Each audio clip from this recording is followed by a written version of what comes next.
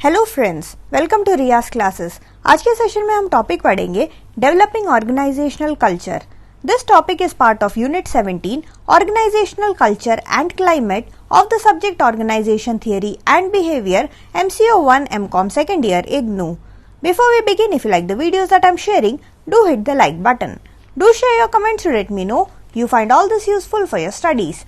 Also, don't forget to subscribe so that you won't miss out on watching and learning from my videos. चलिए शुरुआत करते हैं आज के टॉपिक की, जो कि है डेवलपिंग ऑर्गेनाइजेशनल कल्चर।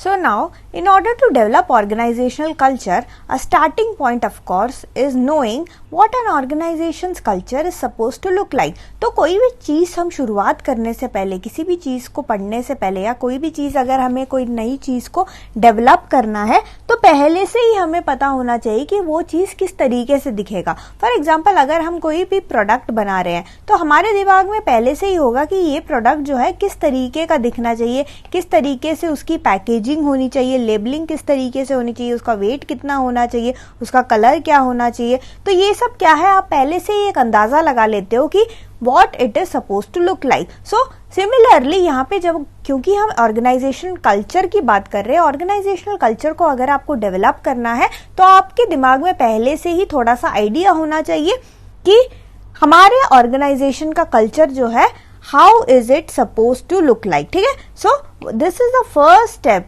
कुछ भी आप नई चीज करते हो, अगर आप ऑर्गेनाइजेशनल कल्चर को डेवलप भी करना चाहते हो, तो you should first know that what is an organisation's culture, what is it suppose to look like. ठीक है, now we could propose that an ideal culture for the accomplishment of an organization's goal must be one in which, अब हम देखेंगे कि एक ideal, हम जो बोलते हैं कि भाई हमारा एक परफेक्ट प्रोडक्ट इस तरीके का होना चाहिए। ठीक है, सिमिलरली हमारा जो आइडियल, हमारा जो परफेक्ट ऑर्गेनाइजेशनल कल्चर है, वो उसमें क्या क्या चीजें होनी चाहिए वो सब हम देखेंगे। ठीक है, सो आपके बुक्स में जो दिया गया है उसी को हम देखते हैं। तो यहाँ पे जो पहला चीज एक ऑर्गेनाइजेशन कल्चर में होना चाहिए, the organisation's goals are established and reviewed periodically through the participation of all individuals and the groups in the organization. तो जो भी गोल्स है, उस गोल्स को कैसे आप रिव्यू करोगे? उस गोल्स को रिव्यू करने के लिए पार्टिसिपेशन होना चाहिए सारे के सारे एम्प्लॉयज का। ठीक है, सो सारे के सारे एम्प्लॉयज का, सारे के सारे ग्रुप्स का, सारे के सारे इंडिविजुअल का पार्टिसिपेशन होना चाहिए, और सारा रिव्यू जो होना चाहिए वो पीरियोडिक रिव्यू होना चाहिए। ठीक है, ऐसे नहीं कि भाई आपने एक बार गोल बना लिया ऑर्गेनाइजेशन का, 10 साल तक वही चलता रहा, मतलब 10 साल तक किसी ने कोई मीटिंग भी नहीं करी कि भाई हमारा गोल क्या है, हम कहाँ पहुंचे, किसी ने कुछ बॉदर ही नहीं किया। ऐसा नहीं होना चाहिए।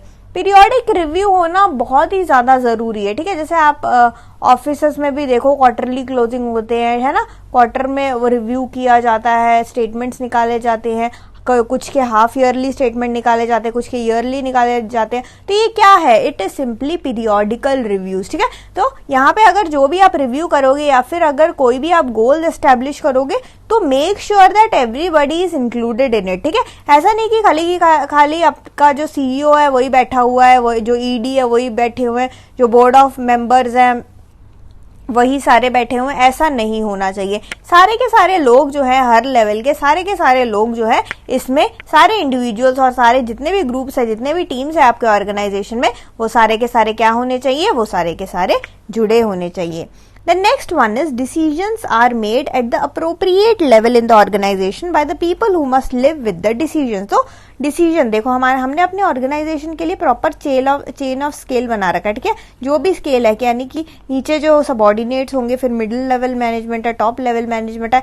तो जिन लोगों का काम भी डिसीजन मेकिंग का है, अप्रोप्रिएट लेवल में डिसीजन मेकिंग प्रॉपर तरीके से होना जरूरी है। ठीक है, और उसका इफेक्ट उन लोगों को भी पड़ना चाहिए। अगर टॉप वालों ने बनाया है तो उसका इफेक्ट जो है टॉप वालों पे भी पड़ेगा। ठीक है, तो वो अचीव करने की जिम्मेदारी, वो जो गोल्स ऐसे बना के छोड़ दिए, ऐसा नहीं, गोल्स अचीव करने की जिम्मेदारी टॉप लेवल वालों की भी है। क्योंकि अगर टॉप लेवल अगर वो गोल अचीव नहीं होगा तो वो जो है टॉप लेवल वालों को भी इफेक्ट करेगा। ठीक है, सो इस लेवल का एक होना चाहिए, ट्रांसपेरेंसी टाइप होनी चाहिए।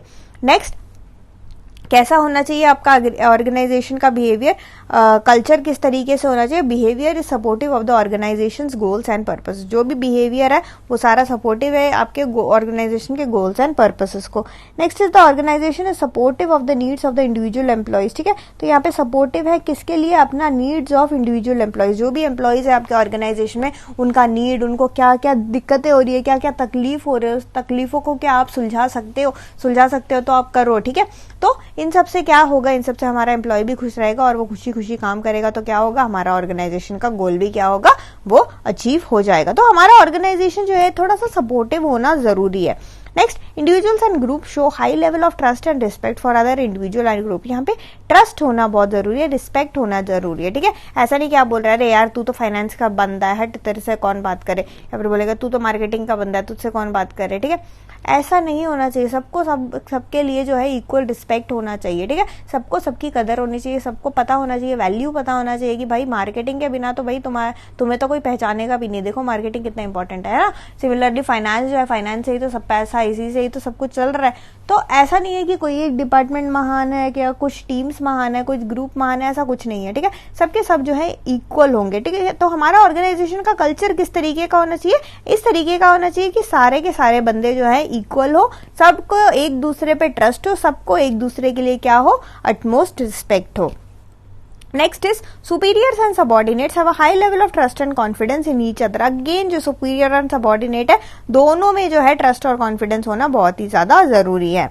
Next one is cooperation and team work exist at all levels in the organisation. Cooperation team work की अगर हम बात करें सारे लेवल में, चाहे वो लोअर लेवल हो, चाहे मिडिल लेवल हो, चाहे हमारा टॉप लेवल हो, कोई भी लेवल हो, सारे लेवल में क्या होना चाहिए, इक्वल तरीके से होना चाहिए कॉपरेशन और team work.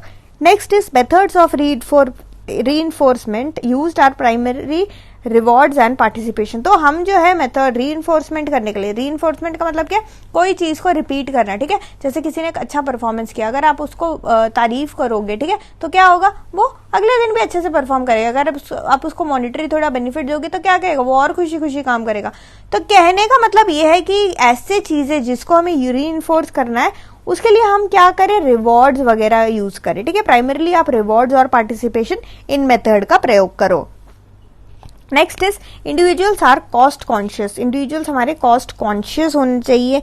Next is messages move upward, downward और across the organisation as needed to get the information to the appropriate places, ठीक है। सो कहने का मतलब ये है कि जो कम्युनिकेशन है, कम्युनिकेशन एकदम ओपन होना चाहिए, टाइमली होना चाहिए, ठीक है। यहाँ पे देखो आप कोई भी मेथड ऑफ कम्युनिकेशन यूज कर सकते हो। कम्युनिकेशन का चैप्टर आपने पहले भी आई थिंक पढ़ा ही होगा। कम्युनिकेशन में क्या होता है, आप कोई भी मेथड ऑफ कम्युनिकेशन यूज कर सकते हो, अपवर्ड हो गया, डाउनवर्ड हो गया, क्रॉस हो गया, कोई भी मेथड यूज करो। At the end of the day result हमें यही चाहिए कि भाई सबके पास जो है सारा इन्फॉर्मेशन हो और टाइमली इन्फॉर्मेशन पहुंचे, ठीक है। इसके अलावा subordinates accept downward communication with an open mind. अब डाउनवर्ड कम्युनिकेशन को सबॉर्डिनेट्स जो है खुशी खुशी मान लेते हैं। Next is upward communication is accurate and is received with an open mind. देखो यहाँ पे इन दोनों का मतलब क्या है, जैसे जो भी इन्फॉर्मेशन ऊपर से नीचे आ रहा है, ऊपर से नीचे यानी कि टॉप मैनेजमेंट से सबॉर्डिनेट तक आ रहा है, सबॉर्डिनेट उसको क्या करे, खुशी खुशी उसको एक्सेप्ट कर रहे हैं। सिमिलरली जो नीचे से ऊपर इन्फॉर्मेशन जा रहा है, सबॉर्डिनेट यानी मिडिल लेवल, फिर टॉप लेवल तक जो है जो भी इन्फॉर्मेशन जा रहा है वो करेक्ट होना चाहिए। तो यहाँ पे जो डेटा का फ्लो हो रहा है, जो इन्फॉर्मेशन का फ्लो हो रहा है, वो एक्यूरेसी वहां पे होना चाहिए and it should be openly accepted. Open mind से एक्सेप्ट करना चाहिए जो भी रिसीवर है उसको, ठीक है।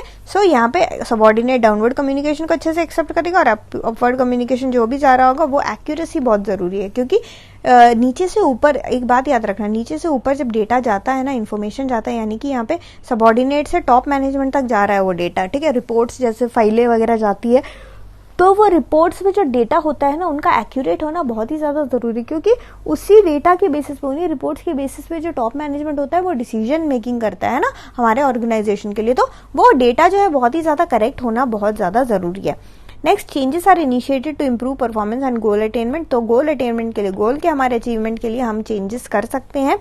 Changes are received and accepted openly. कोई भी आप चेंजेस करो, वो चेंजेस जो है सारे के सारे लोग, चाहे वो टॉप वाला हो, चाहे मिडिल वाला हो, चाहे लोअर वाला सबॉर्डिनेट ही क्यों ना हो, चाहे चपरासी क्यों ना हो, और every one should accept it. खुशी खुशी सब जो है वो एक्सेप्ट करे। Next, individual speak with pride about themselves and their employees. Individual जो है वो एकदम प्राउडली अपने बारे में बात करेगी, मैं जो हूँ ABC ऑर्गेनाइजेशन में काम करता हूँ, मेरा जो है सीनियर का नाम ये है, एकदम प्राउड होके बोलना चाहिए, ठीक है। ऐसा नहीं कि मुंह छुपा के वो बोल रहा है, ठीक है, ऐसा नहीं होना चाहिए। मतलब he should feel proud with in of to be a part of his organisation, ठीक है। तो ये कब आएगा? ये तभी आएगा जब आपका ऑर्गेनाइजेशन में एक स्ट्रॉन्ग कल्चर होगा, ठीक है। आपका ऑर्गेनाइजेशन फेमस होगा फॉर दिस कल्चर कि भाई ये जो है अपने एम्प्लॉयज के लिए बहुत अच्छी फैसिलिटीज करते हैं, या फिर ये जो है पूरा अपना गोल्स अचीव कर लेते हैं, या फिर ये जो है वो एक्स्ट्रा फैसिलिटी, अच्छा एनवायरमेंट प्रोवाइड करते हैं अपने एम्प्लॉयज को। तो ऐसा कुछ ना कुछ भी हो सकता है, ठीक है। So your employees should feel proud to be part of your organization. The next is the time individuals spend performing task is related to the contribution of the task towards the achievement of the organization goal. तो ऐसा नहीं होना चाहिए कि बस task को करे जा रहे हैं बट उसका ना गोल से कोई संबंध ही नहीं है, गोल अचीव ही नहीं हो रहा है, ऐसा नहीं होना चाहिए। टाइम वेस्ट नहीं होना चाहिए, सारे टास्क जो है इस प्रकार से आपको करने हैं कि ऑर्गेनाइजेशन का जो अल्टीमेट गोल है वो वाला गोल जो है वो अचीव हो जाए। Individuals are motivated through enjoyment from achieving the organisation goal. Individual को मजा आना चाहिए और जब ऑर्गेनाइजेशन का गोल अचीव हो, ठीक है। ऐसा नहीं कि वो एम्प्लॉय है वो सोचे अरे यार मेरा क्या फायदा है, भाड़ में गया ऑर्गेनाइजेशन, गोल अचीव भी ना हुआ तो क्या हो गया, क्या फर्क पड़ता है, अगले साल अचीव कर लेंगे। ऐसा नहीं होना चाहिए, उसको जब गोल अचीव होता है ना उसको भी मजा आना चाहिए। Next is conflict is seen as a destructive force but as a potentially constructive.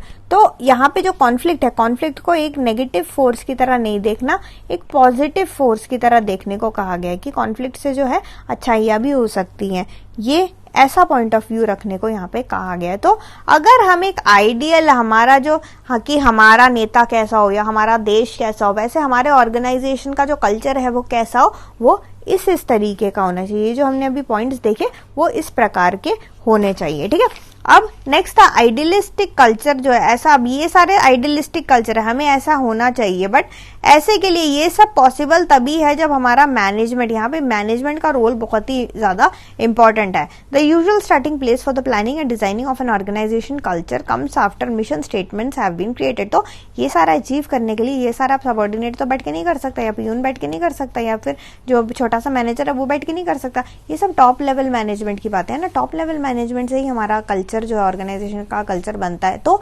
यहाँ पे टॉप लेवल मैनेजमेंट पे अगेन उनके कंधों पे भार आ जाता है। और ये इसकी शुरुआत कब होती है? अगर हम शुरुआत की बात करें तो इसकी शुरुआत कहाँ होती है? इसकी शुरुआत तब होती है जब मिशन स्टेटमेंट ऑर्गेनाइजेशन में क्रिएट हो जाए, ठीक है।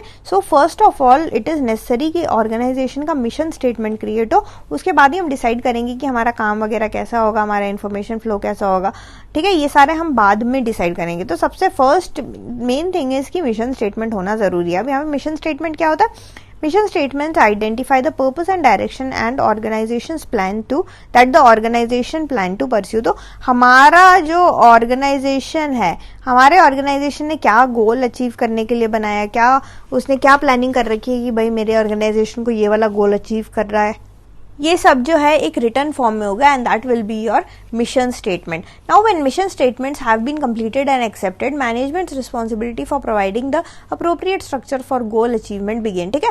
तो मिशन स्टेटमेंट एक बार आ जाए, मिशन स्टेटमेंट एक बार आउट हो जाए, उसके बाद जो है मैनेजमेंट क्या करता है? मैनेजमेंट की रिस्पॉन्सिबिलिटी हो जाती है to provide the appropriate structure for goal achievement, ठीक है। तो many a times only stating mission statement and providing suitable structure may not help in achieving required organization culture। अब ये सब तो मिशन स्टेटमेंट से चलो, फिर वो ऑर्गेनाइजेशन का जो टॉप वाला है वो बंदा वो बताता है कि क्या क्या हमें करना चाहिए। अब many a times ये देखा गया है कि खाली मिशन स्टेटमेंट वगैरह बना लेने से जो है हमें ये नहीं पता लगता कि हमारा ऑर्गेनाइजेशन का कल्चर जो है क्या वो अचीव होगा या नहीं। सो उसके लिए चेंज इन ऑर्गेनाइजेशन कल्चर में रिक्वायर वन और all of the above additional steps. तो इन सब के अलावा हमारे पास कुछ स्टेप्स आते हैं, वो स्टेप्स जो है वो फॉलो करना हमको पड़ेगा, ठीक है। वो क्या क्या स्टेप है हम देख लेते हैं एक बार। मिशन स्टेटमेंट वगैरह के अलावा कुछ ऐसे स्टेप्स है जो हमें फॉलो करने हैं ताकि हम जो है अच्छा से एक ऑर्गेनाइजेशन कल्चर डेवलप कर सके। So we need to change the reward system. जो एग्जिस्टिंग रिवॉर्ड सिस्टम है उसको आप चेंज करो, नए नए मेंबर्स को ऐड करो, कल्चरल शॉक जो है आप उसको इम्प्लीमेंट करो, and finally you can change the key personal in top management that involve people. You can also involve people, ठीक है। तो जो टॉप मैनेजमेंट के लोग हो उनको आप चेंज कर दो, या फिर और लोगों को, यही ऐड न्यू मेंबर्स की तरह आप नए नए लोगों को क्या करो, नए नए लोगों को इन्वॉल्व करो, क्योंकि नए नए लोग जब आते हैं ना कोई भी चीज़ में, तो वो अपना दिमाग लेके आते हैं, वो अपना कल्चर लेके आते हैं, वो अपना तरीका, सबका तरीका अलग होता है, देखो सबके आइडियाज़ अलग अलग होते हैं, ठीक है। सो जितना ज़्यादा लोगों को आप इन्वॉल्व करोगे उतने ज़्यादा आइडियाज़ आपके पास आएंगे, ठीक है। और आपको जो है एक नया कल्चर, एक ऑर्गेनाइजेशन का कल्चर बनाने में आपको हेल्प ही मिलेगा इससे। So that's it for this session. Thank you so much for watching. Like, share and subscribe to Riya's classes. Thank you and bye bye.